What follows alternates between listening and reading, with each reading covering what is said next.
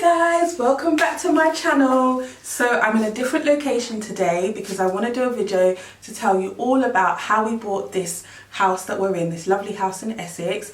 It was not easy going through that house buying process, but I'll fill you all in, especially for anyone who's a first time buyer. So stay tuned and watch this video, and remember to like and subscribe if you enjoy the content. All right, bye.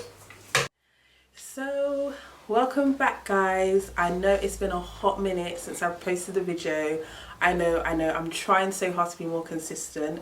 I do have a bit of a reason. You might have even noticed that my intro video and this part of the video is a little bit different, and I look a little bit different. It's because it was shot on different days, months apart.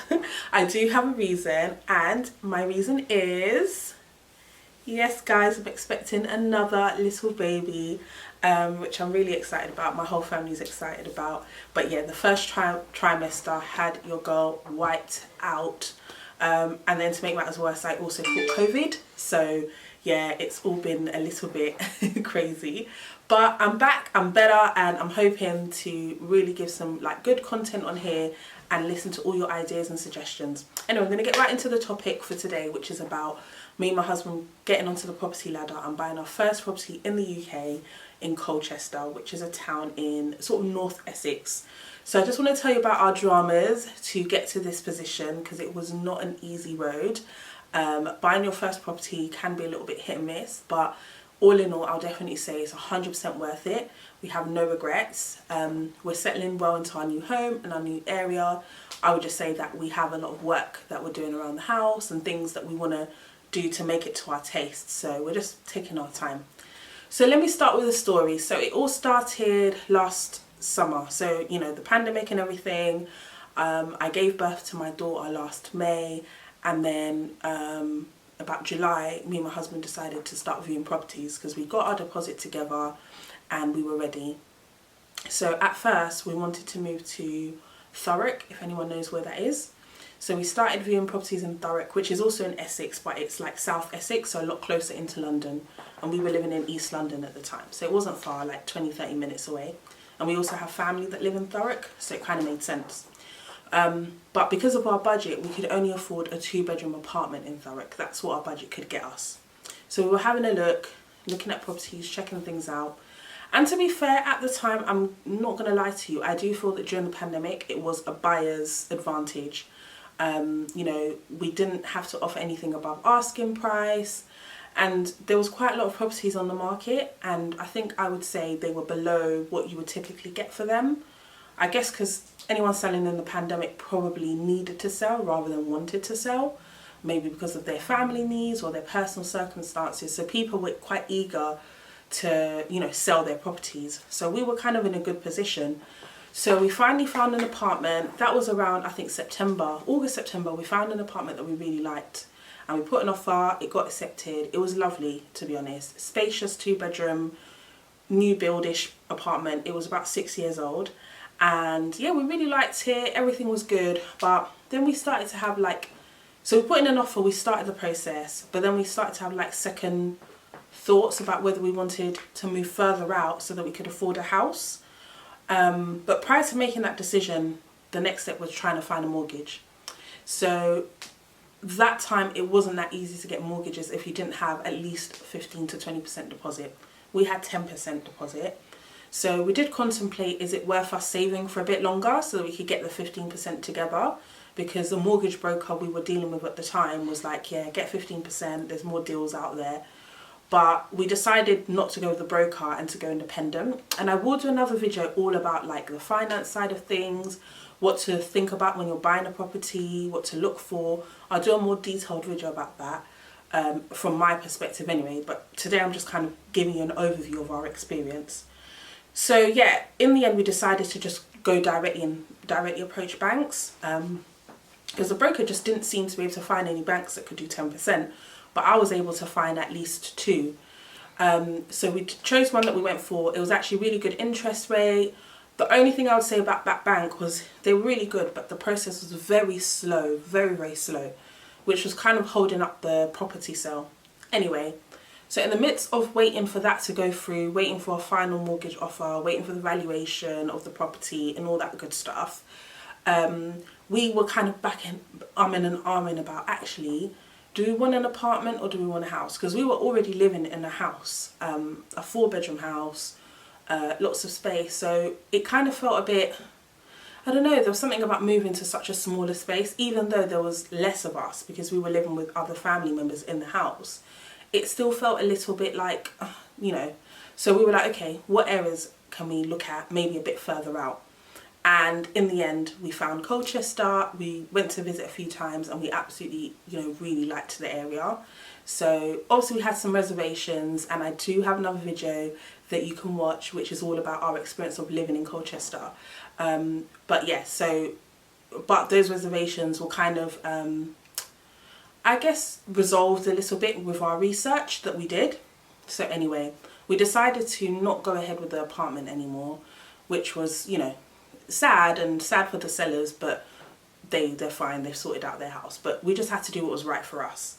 And that's what I would say. Even if you start looking for a property and you change your mind, don't feel like you have to go ahead just because you said you're going to buy it, especially if you haven't got to the exchange point. So for us, it was very early on. We'd literally made an offer. It's been a couple of weeks, and then that's when we decided we didn't want to go ahead. So we didn't waste the seller's time too much. They had time to look again. But it's really important to be happy because this is such a big commitment, probably one of the biggest purchases you're going to make. So you want to make sure that you're happy and you're comfortable with your decision. So yeah, so we started looking at properties in Colchester. And to be honest, if we'd bought the apartment, this might have been a different story. It might have been a quick, smooth, easy ride. But then, so we started looking in Colchester, and yet again, we were kind of spoilt for choice in terms of properties. So there was a couple of properties that were all very good, pretty much ticked a lot of our boxes. There was 2 in particular that we liked, but they had like 1 or 2 little things that we were like, we'd prefer if we had this, or we'd prefer if it had that, but overall they were really good properties. So we were kind of toying between those, but we decided to go on one more viewing, and we found another property that ticked literally all our boxes. The only downside was it needed work, but we were quite open to a fixer-upper because, I mean, it's nice to move into a home that's already nice and done and everything, but for me, I feel like it's also nice to put your own touch and to do things how you like them and how you want them, because sometimes something is done nicely, but maybe you would have done it differently. And I think it is nice when you can put that touch in. Also, I think from a financial perspective, you can make a lot of money out of your property by doing it up and revamping it, as opposed to buying something that's already been revamped. So we were very open to it. It was basically a 3-bedroom townhouse with a drive, with a good sized garden. It actually had as well like a private field in the back behind the garden for all of the neighbours, just exclusive to the neighbours, which was amazing. I thought perfect if you want to have a barbecue in the summer or a big event and you want to use more than your garden, like you've got all that space, or if the kids want to go and play football, whatever it is, like you've got so much extra space aside from your garden. And it had like it had an ensuite, so all the bedrooms were good size, all double bedrooms, had a family bathroom, ensuite bathroom, it had a massive kitchen diner and a separate living room. So it was literally like, if we'd got that house, I probably could have stayed there forever. Because it just had everything we would need basically, and we wouldn't really outgrow it anytime soon, if at all. So we put an offer, it got accepted, but from the first time we viewed the property, there was something a little bit off about the seller, I'm not gonna lie. Like he was off. And from early on we could tell we were getting messed about. So when we were starting the apartment, literally within like 2 weeks we'd been given a contract. With this house, it took about 3 or 4 months to get the contract, and we were constantly chasing it up and just getting excuse after excuse. With the first property, we were able to contact the seller directly, so it kind of made things easier to just chat to the seller. Whereas with this property, like, you know, the seller wanted to go directly through the estate agent, so it's like even more like disjointed because you're constantly going for a third person rather than being able to speak to that person themselves.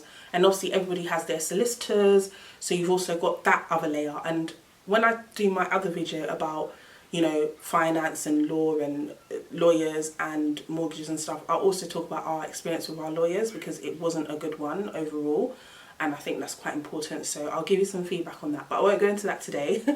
But yeah, so that was like a real back and forth. So we waited months and months and months. And in all honesty, if not for the fact that we really loved this house and we saw its potential, because we knew, I did a lot of research in terms of property prices in the area and trends and things like that. So I knew what we were paying for it was below what we could get for it in a few years' time. Let's put it that way. I knew it was a good financial investment. So we were keen, we were prepared to part with a lot of crap, which is what we did. So during all this time, so when we first saw the property, one of the things we said to the estate agent is that, you know, does the person who's selling have a property already that they're going for? With this house, they didn't. And so we were like, okay, so what's happening? So they were like, yeah, the seller's now going to start looking. Okay, fine. But if he doesn't find anything in time, is he willing to move out? And we were told, yep, he's got somewhere to go. He just wants to sell the property. He will move out. So we were like, okay, cool, let's carry on. However, as time went on, this seller could not find anything he liked. My man was fussy. He was extremely fussy, which is fine. It's fine, because at the end of the day, you're buying a property, you're buying a home, you're buying something. You should be fussy. You should buy what you want and what you like. But the problem is, you know, you're now affecting other people's lives, so you need to make a decision. So at one point, he said he couldn't find anything. So, and then this is when we all went into like a tier 4 lockdown or something. So he was like, yeah, he can't find anything. He's not going to move out and continue our sale. And basically, you know, we can wait or we can move on. It's up to us. But he's not even going to look anymore until after the lockdown. And if you guys remember, that lockdown was supposed to be like a month or something. That lockdown ended up lasting months and months, forever. So anyway, thankfully, at that point in time, I think we actually decided not to go ahead with the property. We was like, no, this is long. This man's not serious. We're not even sure if he really wants to sell. But then I think we just loved the property. And this was around, I think, like November, December. There was nothing new on the market. By this point, we were ready to leave our house. Like, I won't go into why, but it's very hard living in limbo. Like, we had a baby. We didn't want to like do bedrooms up and invest into that house that was rented anyway, knowing that we're moving. Like, we just felt a little bit like work-wise, we didn't know what we're doing because we were like in limbo. So we were just ready to move. Bearing in mind, we've been at this since July. It's now November, December, and we're no further along. So in the end, what happened was we said no. We looked at our properties. We couldn't find nothing. At that point, we even decided to look at Kent. But I wasn't feeling Kent. It just wasn't for me. I wasn't really seeing anything I liked. I wasn't getting great vibes about the parts of Kent that we would have gone to, that we could afford a house in. So I was like, no, I'm not keen on Kent. For us anyway. I know Kent is a lovely area and I have a lot of friends that live there, but it just wasn't for us. And then, yeah, so what happened? But then we just changed our mind and decided to go ahead with the property. And the man was still happy to sell to us. He then found a property. So we were like, yes, we're making progress. We're finally going to be able to complete this sale and move into our house. So we were going through the process.